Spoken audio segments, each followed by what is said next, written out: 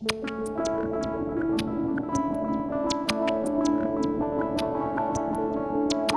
diseño industrial trabaja sobre objetos y sobre ideas. Los crea, los transforma, adapta su aspecto y sus funciones para que sean útiles, para hacerlos atractivos visualmente, para lograr un producto final innovador. Está presente en nuestros hogares, en nuestro trabajo, en nuestras calles. Es parte de nuestra vida, reflejo de nuestra identidad y motor de nuestro progreso.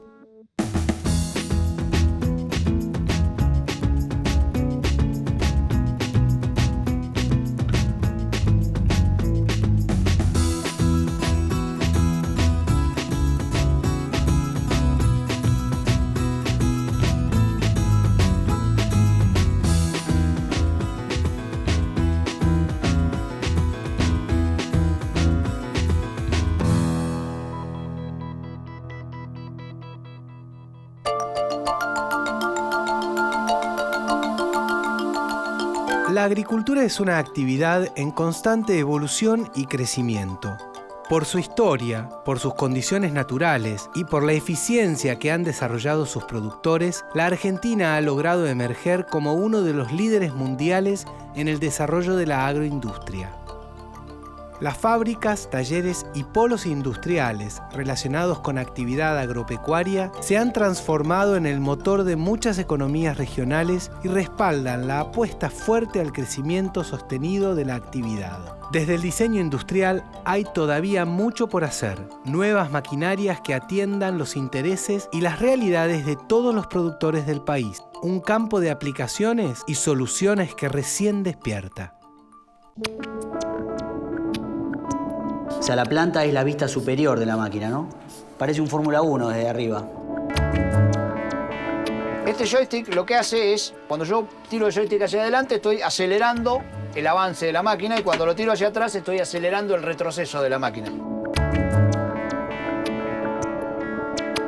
A primera vista, cuando vimos llegar la máquina, daba la sensación que parecía, hablando de película, parecía un Transformer la máquina. Ezequiel Castro, Javier Bertani y Vera Cade, tres jóvenes diseñadores industriales que se conocieron en la Facultad de Diseño de la Universidad de Buenos Aires, abrieron su estudio rodeados del cemento de la gran ciudad. Nunca se imaginaron que uno de sus primeros grandes logros profesionales vendría del campo. Un pulverizador es una máquina agrícola autopropulsada en este caso, quiere decir que tiene motor y se mueve por motus propio, ¿no? Hay una persona que la maneja y que tiene unos brazos extensibles que por medio de un tanque de producto, ¿no? Hay una solución química, eso por medio de una bomba hacia los brazos manda el producto que se pasa sobre el campo, sobre los cultivos, en el caso para protegerlo de plagas o de todo lo que sea, de lo que ataque a los cultivos, ¿no? Ellos tenían ya desarrollado en gran parte la planta motriz, lo que es el chasis, la parte donde va el motor, del sistema de movimiento de ruedas y demás. Y nosotros venimos como a abarcar toda la parte que es visible de producto, ¿no? Todo lo que es la percepción de la máquina.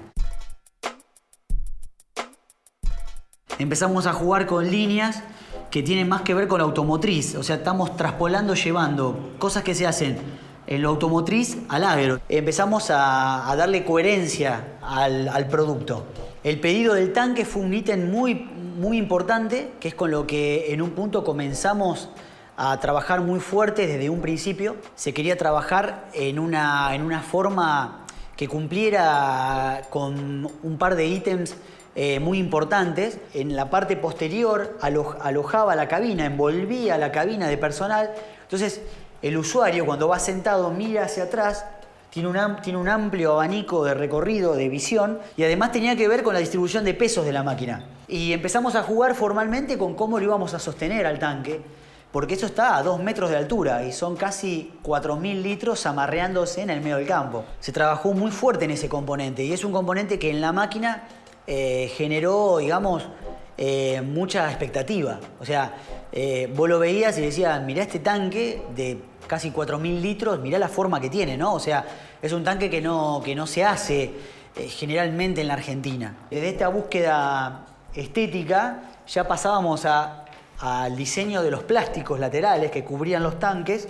Entonces buscábamos algo mucho más moderno que tuviera que ver con las motos, con lo que es KTM, BMW, con superficies muy puras, pero filosas, y donde hay entradas de aire, y jugábamos con darle un poco de velocidad a la máquina, ¿no? Cuando comenzamos a desarrollar la trompa, hicimos un relevamiento del estado actual. Era una trompa muy cuadrada, con planos muy definidos, muy recta. Entonces tratamos de darle un poco más de velocidad, de ablandarla un poco, de generar quizás fluidez, ¿no?, en la forma. Entonces, de esto que era lo que teníamos actualmente, o sea, de algo que era como muy definido entre planos, ¿no?, muy cuadrado, pasamos a líneas un poco más jugadas, digamos, ¿no? O sea, un poco más de filo.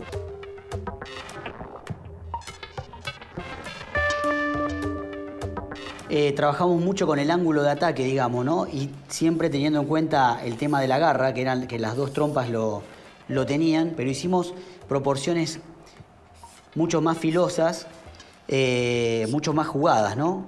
Por ejemplo, desde la planta mismo de la máquina. O sea, la planta es la vista superior de la máquina, ¿no? Este es el tanque de producto de solución, esta es la cabina, donde va la persona que la usa. Parece un Fórmula 1 desde arriba. Acá tenés la trompa que se afina hacia el conductor. ¿Por qué? Porque el conductor acá, desde el centro, tiene que poder ver por encima de la trompa. Entonces siempre estás priorizando el ángulo de visión. Gabriel Badalasi es uno de los responsables de la firma Caimán. A partir de 2005, esta empresa de Las Parejas, en el corazón de la provincia de Santa Fe, incorporó ingenieros mecánicos para mejorar el funcionamiento de sus pulverizadoras. Más tarde, cuando decidieron mejorar el aspecto, se vincularon con el estudio BCK. La afinidad fue instantánea y esa sinergia dio nacimiento a un multipremiado modelo de pulverizadora, la SPH. Lo que queríamos hacer en ese momento era un producto de primera línea, algo mucho mejor diseñado, con curvas mucho más finas, como algo automotriz. Y bueno, y la SPH fue un poco tirar todo lo que teníamos y empezar de cero. El primer impacto que generó la máquina SPH fue que parecía una máquina importada. El estudio de diseñadores industriales y los titulares de la empresa de pulverizadoras estaban orgullosos de su criatura. Sin embargo, todavía debían someterla al juicio y la percepción más importante, la de los usuarios. Y cuando llegamos y la vemos, realmente quedamos impresionados. Admiramos el diseño y las características de toda la máquina, que se adaptaba a lo que realmente nosotros estábamos buscando.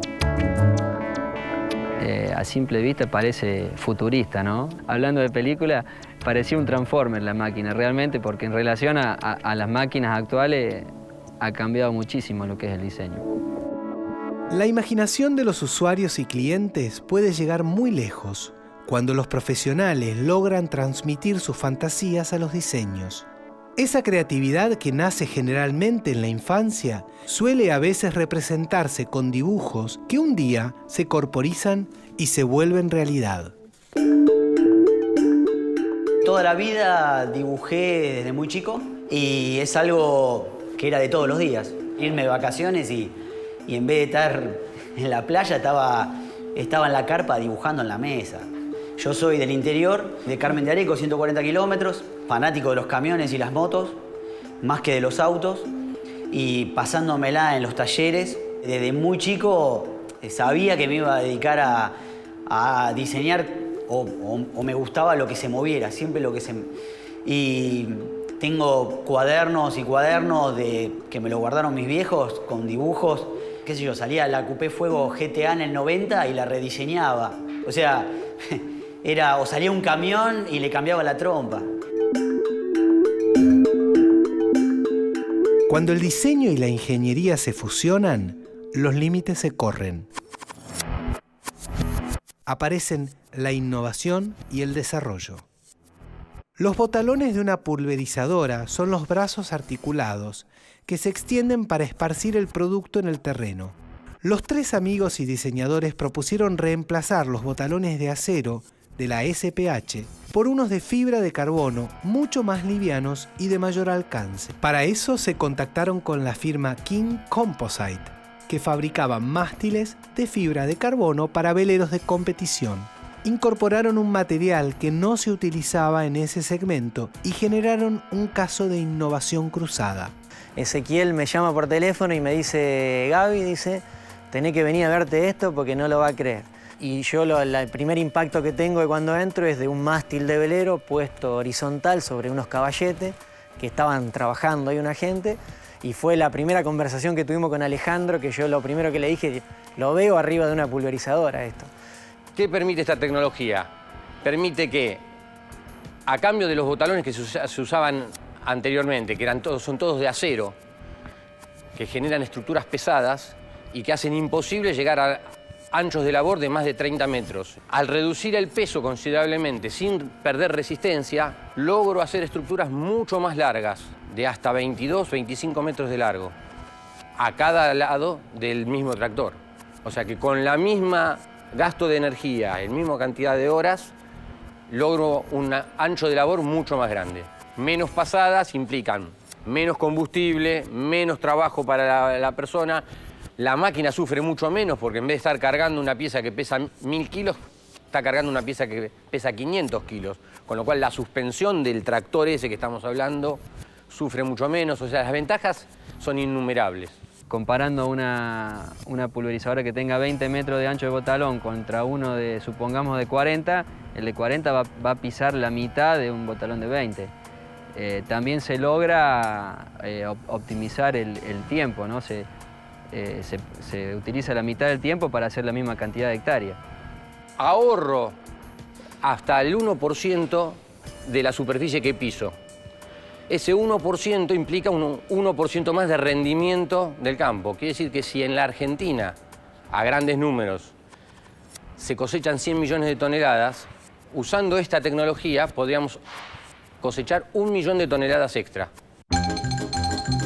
En 1926 estábamos muy lejos de cosechar las 100 millones de toneladas actuales.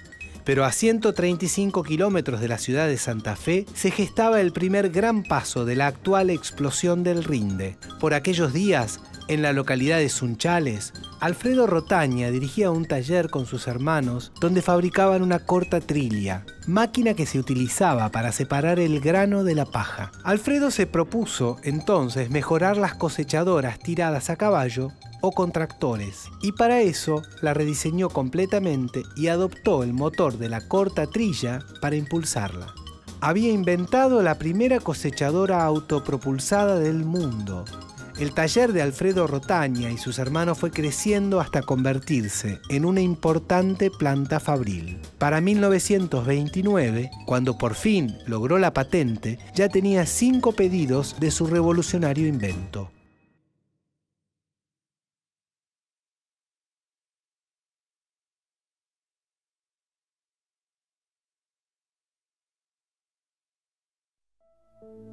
Cientos de emprendedores como los Rotaña, que poblaron el centro y sur de Córdoba y Santa Fe, la llamada Pampa Gringa, sembraron la semilla del deseo de progreso, de la inventiva y el talento.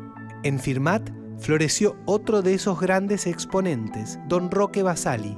La fábrica de cosechadoras que fundó cumplió más de 70 años. El diseñador industrial Martino Lavarría es el encargado de desarrollo de la planta. Intenta honrar con su trabajo la memoria de aquel pionero y rescatar la experiencia y el oficio de los miles de operarios calificados que pueblan la región.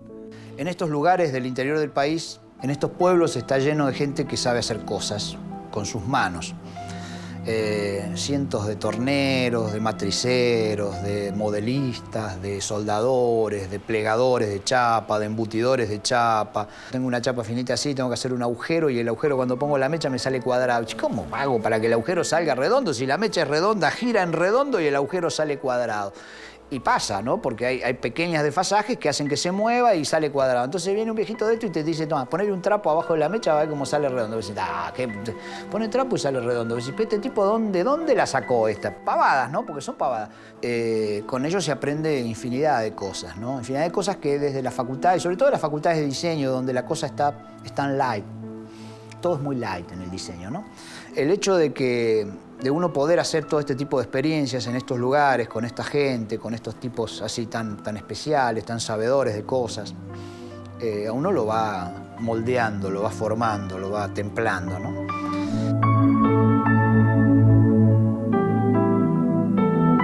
Don Roque Basali vio lo que se venía, o sea, vio que la mecanización, vio que el campo argentino salía del caballo y empezaba a ir al tractor.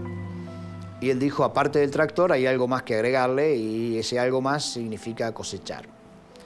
Hoy, hasta el día de hoy en el mundo, los equipos para cosechar maíz, el cabezal para cosechar maíz, que se usa en todas partes del mundo, proviene de un desarrollo de este señor. Como todos los emprendedores, ¿no? Combinaba en sí mismo un montón de funciones. Era un buen técnico, era un buen administrador, era un buen empresario, era un excelente comerciante. Todo eso junto en un mismo combo. De esos tipos no hay más.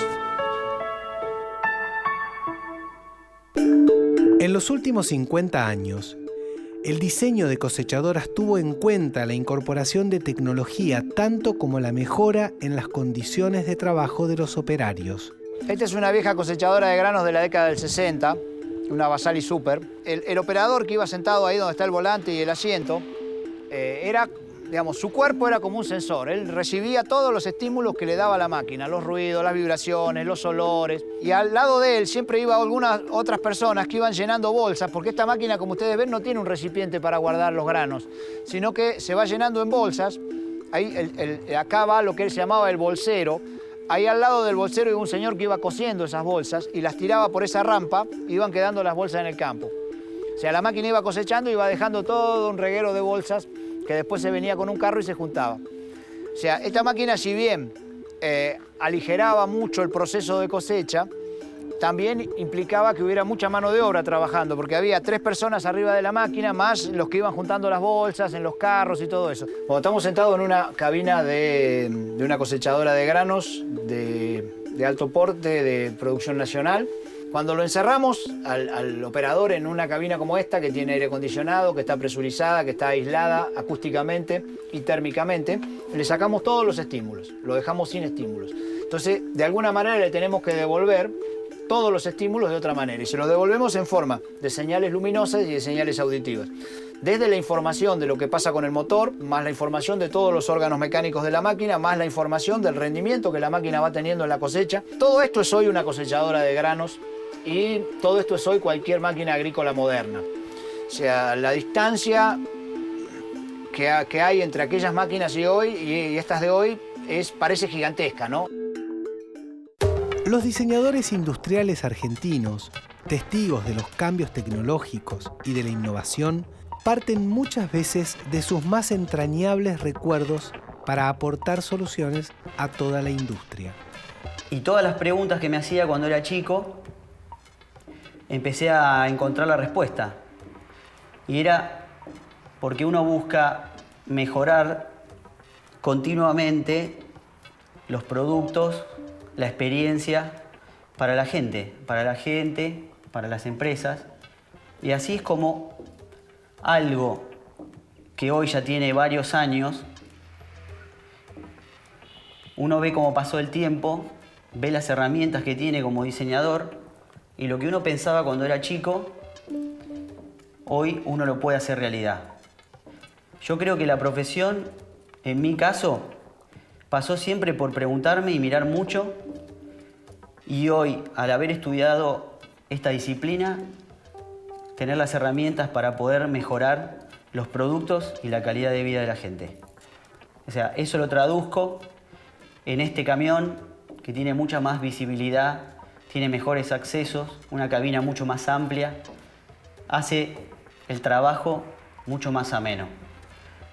Desde la primera cosechadora automotriz de 1929 A las máquinas con diseño futurista del siglo XXI, la agroindustria argentina ha recorrido un largo y sinuoso camino, pero ha demostrado infinidad de veces que aún en los tiempos más difíciles sabe retomar la senda y posicionarse como uno de los líderes mundiales en la materia.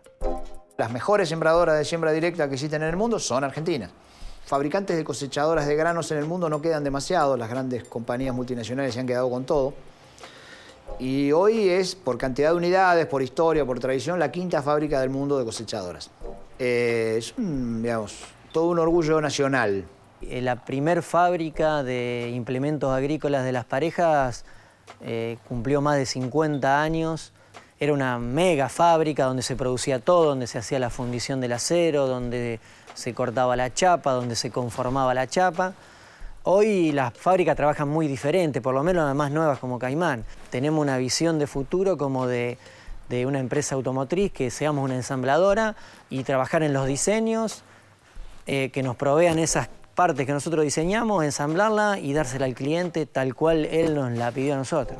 Por ejemplo, el fabricante de nuestros tanques de fibra, de los de arrastre y de las cabinas que tienen mucha parte de fibra, es un antiguo fabricante de cajones de muertos de Las Parejas que lo hacía en fibra y después mutó a un fabricante de tanque y de cabina. ¿Por qué? Porque nosotros teníamos la necesidad, él podía hacerlo y bueno, y se va armando toda la cadena. El crecimiento sostenido de la industria nacional que opera desde el año 2003 generó oportunidades concretas para los diseñadores industriales argentinos. Los horizontes que trazan las nuevas generaciones de profesionales se encuentran después de mucho tiempo dentro de los límites de la patria. Cuando no hay industria estamos al horno. Y bueno, es lo que pasó en la década del 90. O sea, la mayoría de los colegas míos de esa época o se dedican a otra cosa, algunos se dedicaron a la docencia y muchos se fueron. Entre mi generación y la generación de los chicos que ahora están haciendo punta y que son los que vienen con todo el empuje y todo, hay un agujero en el medio. En un momento pensaba, qué bueno que estaría tener mi estudio. Bueno, lo pudimos lograr. Qué bueno que estaría cuando empezamos con maquinaria. Empezamos, no sé, diseñando un techo. Qué bueno que estaría haciendo una máquina entera. La diseñamos. Qué bueno que estaría trabajar para afuera. Trabajamos para afuera y seguimos trabajando para afuera. Cada tanto te parás y dices, todo lo que pensé se está dando, y eso te da como la fuerza para decir, bueno, lo que estoy pensando para adelante probablemente se pueda llegar a dar. El campo evolucionó muchísimo en los últimos 20 o 30 años y bastante más en estos últimos 10 años. Se ha incorporado muchísima tecnología, como es en las pulverizadoras, también en todo tipo de maquinaria. Digamos, hay una cosa muy clara, cuando la industria de un país crece al 10% anual, es lógico que para los diseñadores va a haber trabajo. Cuando la industria de un país se contrae, estamos al horno, estamos todos afuera. O sea, cuando dejamos de entender que los diseñadores industriales somos parte de un sistema productivo, dejamos de ser diseñadores industriales. Este modelo productivo, que podemos llamar de alta eficiencia o de agricultura industrial, que requiere de este tipo de máquinas de las que hablamos, es un modelo que vino para quedarse y es el que produzca las grandes rentabilidades. Desde el punto de vista del diseño tenemos mucho que decir en esos rubros, tenemos mucho que aportar. ¿Por qué? ¿Dónde aportamos? Aportamos en el paradigma, o sea, en la rotura del paradigma. O sea, la cosecha de maíz para la gran industria, para la agricultura industrial, se hace de esta manera, con estas mega máquinas que estuvimos viendo. La cosecha de maíz para el señor que vive en una ladera de un cerro en Misiones y que tiene la ladera así y que tiene que cosechar a mano es absolutamente distinta.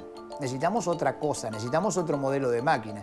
Ese señor es conveniente que se quede en Misiones y tiene que vivir de otra manera, entonces tenemos que generarle las máquinas.